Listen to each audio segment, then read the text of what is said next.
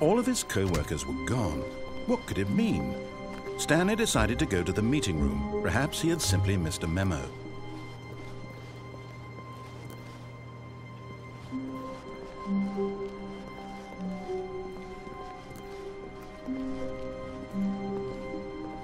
When Stanley came to a set of 2 open doors, he entered the door on his left.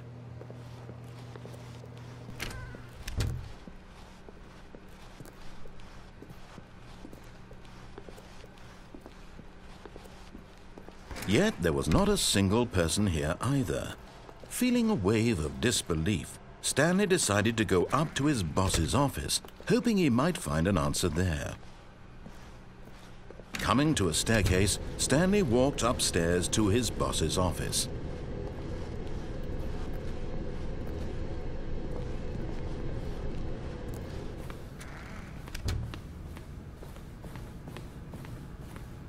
The moment he entered his manager's office, Stanley froze in his tracks.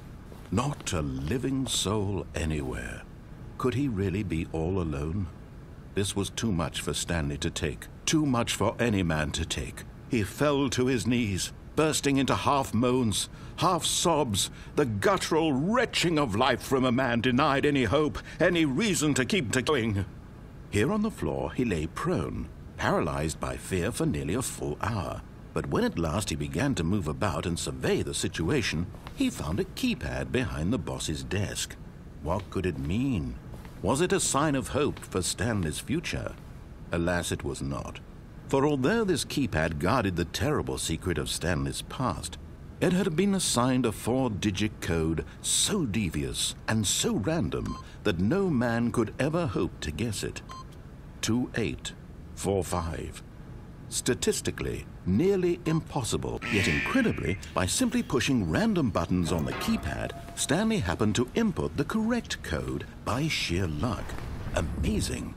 He stepped into the newly opened passageway.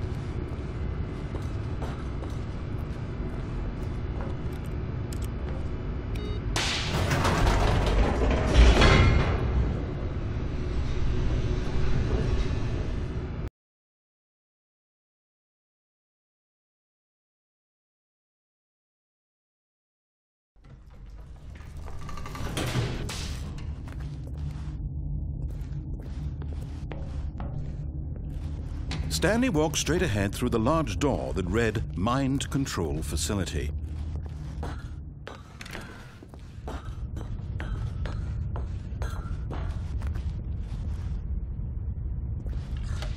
The lights rose on an enormous room packed with television screens.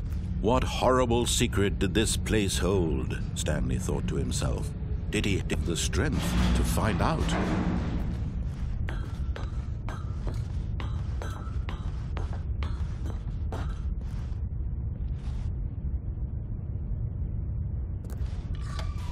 Now the monitors jumped to life, their true nature revealed. Each bore the number of an employee in the building, Stanley's co-workers, the lives of so many individuals reduced to images on a screen, and Stanley, one of them, eternally monitored in this place where freedom meant nothing.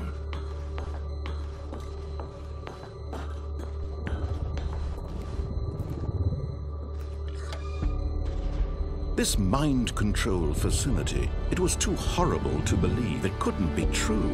Had Stanley really been under someone's control all this time? Was this the only reason he was happy with his boring job? That his emotions had been manipulated to accept it blindly?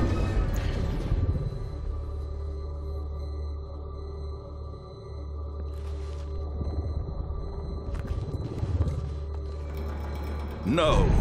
He refused to believe it. He couldn't accept it. His own life in someone else's control? Never.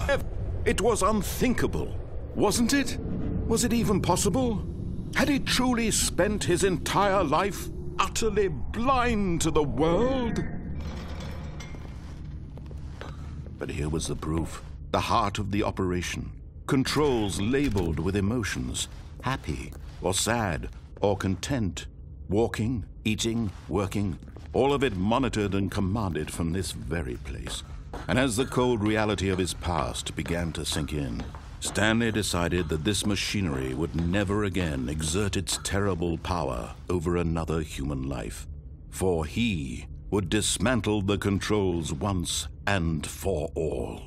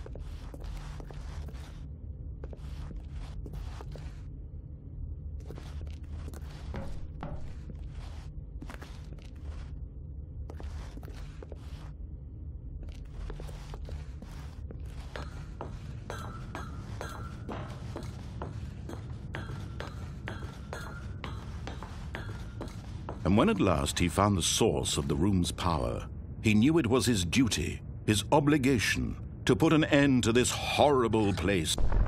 Oh, Stanley, you didn't just activate the controls, did you? After they kept you enslaved all these years, you go and you try to take control of the machine for yourself. Is that what you wanted? Control? Oh, Stanley, I applaud your effort, I really do. But you need to understand, there's only so much that machine can do. You were supposed to let it go, turn the controls off, and leave. If you want to throw my story off track, you're going to have to do much better than that. I'm afraid you don't have nearly the power you think you do. For example, and I believe you'll find this pertinent, Stanley suddenly realized he had just initiated the network's emergency detonation system. In the event that this machine is activated without proper DNA identification, nuclear detonators are said to explode, eliminating the entire complex. How long until detonation then? Let's say 2 minutes. Ah, now this is making things a little more fun, isn't it, Stanley? It's your time to shine. You are the star. It's your story now. Shape it to your heart's desires. Oh, this is much better than what I had in mind. What a shame we have so little time left to enjoy it. Mere moments until the bomb goes off. But what precious moments each one of them is. More time to talk about you, about me, where we're going, what all this means. I barely know where to start. What's that? You'd like to know where your co-workers are? A moment of solace before you're obliterated? All right, I'm in a good mood. You're going to die anyway. I'll tell you exactly what happened to them. I erased them. I turned off the machine. I set you free. Of course, that was merely in this instance of the story. Sometimes when I tell it, I simply let you sit there in your office forever, pushing buttons endlessly and then dying alone. Other times, I let the office sink into the ground, swallowing everyone inside, or I let it burn to a crisp. I have to say this, though, this version of events has been rather amusing. Watching you try to make sense of everything and take back the control wrested away from you, it's quite rich. I almost hate to see it go. But I'm sure whatever I come up with on the next go-around will be even better. My goodness, only 34 seconds left. But I'm enjoying this so much. You know what? To hell with it. I'm going to put some extra time on the clock. Why not? These are precious additional seconds, Stanley. Time doesn't grow on trees. Oh dear me, what's the matter, Stanley? Is it that you have no idea where you're going or what you're supposed to be doing right now? Or did you just assume when you saw that timer that something in this room was capable of turning it off? I mean, look at you. Running from button to button, screen to screen, clicking on every little thing in this room. These numbered buttons, no, these colored ones. Or maybe this big red button, or this door. Everything, anything, something here will save me. Why would you think that, Stanley? That this video game can be beaten? Won? Solved? Do you have any idea what your purpose in this place is? Stanley, you're in for quite a disappointment. But here's a spoiler for you. That timer isn't a catalyst to keep the action moving along. It's just seconds ticking away to your death. You're only still playing instead of watching a cutscene because I want to watch you for every moment that you're powerless, to see you made humble. This is not a challenge, it's a tragedy. You wanted to control this world, that's fine. But I'm going to destroy it first, so you can't. Take a look at the clock, Stanley. That's 30 seconds you have left to struggle. 30 seconds until a big boom and then nothing. No ending here, just you being blown to pieces. Will you cling desperately to your frail life, or will you let it go peacefully? Another choice. Make it count, or don't. It's all the same to me, all a part of the joke.